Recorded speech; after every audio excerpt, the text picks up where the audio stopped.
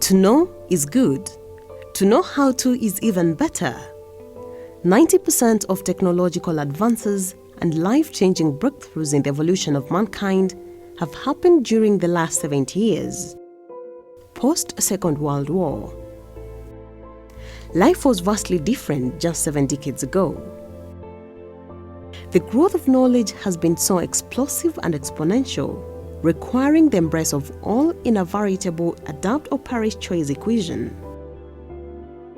It is in response to this new reality that our country has had to rethink the circular taught to our children to make it easier for them to adapt to the changing circumstances to fit in the brave new world. Kenya is abandoning the old 844 curriculum and adopting a new competency-based curriculum, CBC. The CBC is a new system of education designed to emphasize the significance of developing skills and knowledge with a strong bias towards application in real life. Digital literacy is critical for productivity in the technology-driven era. This is why my administration has introduced the Digital Learning Program to prepare Kenyans for the fourth industrial revolution, which will be driven by technology. Designed by the Kenya Institute of Curriculum Development, KICD, the Competence-Based Curriculum was launched by the Ministry of Education in 2017. Despite some challenges encountered, the CBC is on the course of full implementation with the input and support of all stakeholders, including the Kenya National Examination Council, NEC, and the Teacher Service Commission, TSC. Right from the CBC, we want to ensure that whoever leaves an educational institution is thoroughly skilled and reskilled to meet the challenges of the job market. KICD envisions that at the end of the learning period, every learner should have achieved certain desired competencies such as communication and collaboration, critical thinking and problem solving, imagination and creativity, the practical meaning of citizenship, learning to learn, self-efficiency, and digital literacy. Competency-based learning refers to systems of instruction, assessment, grading, and academic reporting that are predicated on students, demonstrating that they have learned the knowledge and skills they are expected to learn as they progress. Competencies are a collection of trainable skills, knowledge, abilities, behaviors, attitudes, aptitudes, confidence, experience, talent, and proficiency. Every activity I teach in the class is supposed to be recorded per child and a comment on whether they achieved or they did not achieve.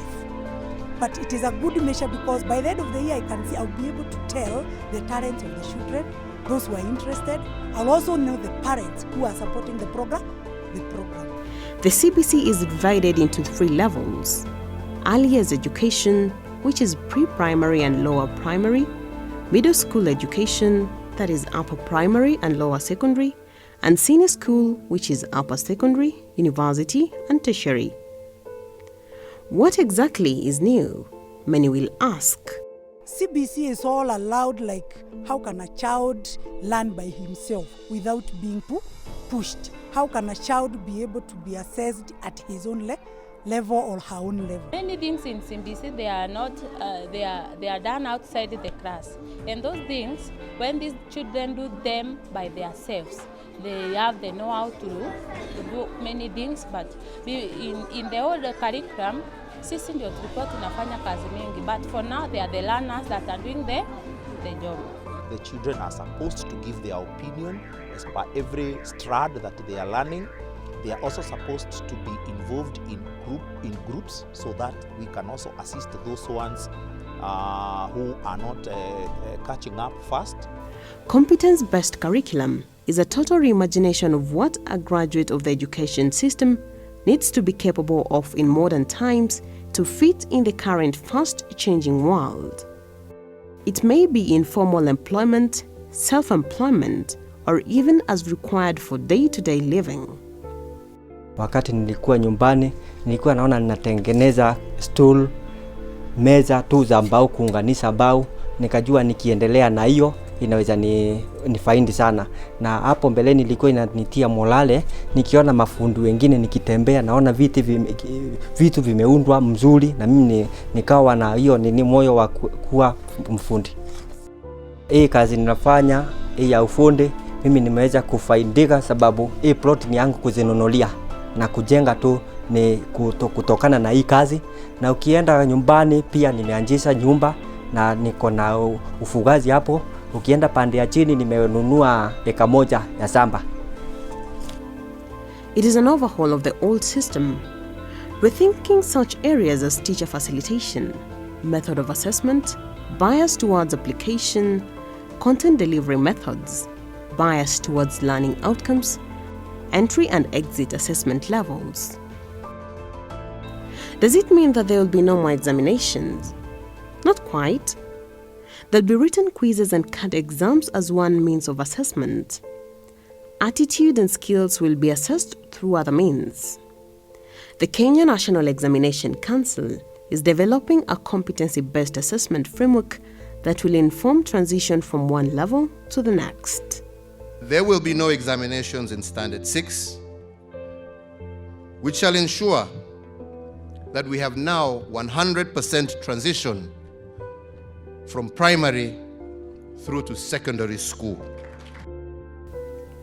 Upon full implementation, when the graduates start entering the job market, it is hoped that employers will enjoy greater satisfaction and productivity from them.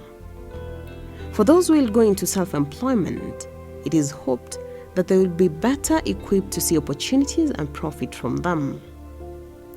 Traditional careers have evolved and continue to evolve in substance and form. New careers that were non-existent a few years ago have emerged. The ground is constantly shifting. The Competency Based Curriculum is geared towards teaching students to become global citizens. If the world has changed so dramatically so fast, who knows what it will look like in another few decades? We must prepare our children and future generations for these changes. Their very survival depends on it.